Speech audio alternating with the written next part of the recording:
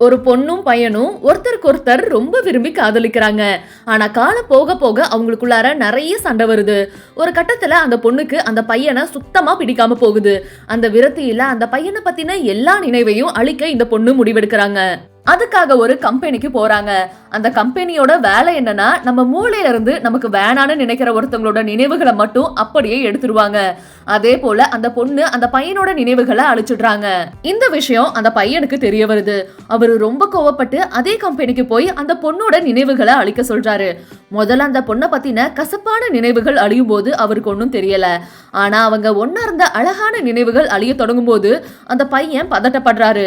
நினைவுகளை அழிக்க விடாம தடுக்க போராடுறாரு.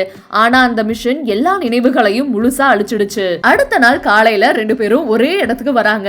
ஒருத்தர் மாத்தி பாத்துக்கிறாங்க. அவங்களுக்கு முன்னாடி பழக்கம் இருந்தது எதுவுமே ஞாபகம் இல்ல. ஆனா 2 பேருக்குள்ளாரையுமே ஒரு ஈர்ப்பு ஏற்படுது. அதனால திரும்பவும் காதலிக்க ஆரம்பிக்கிறாங்க.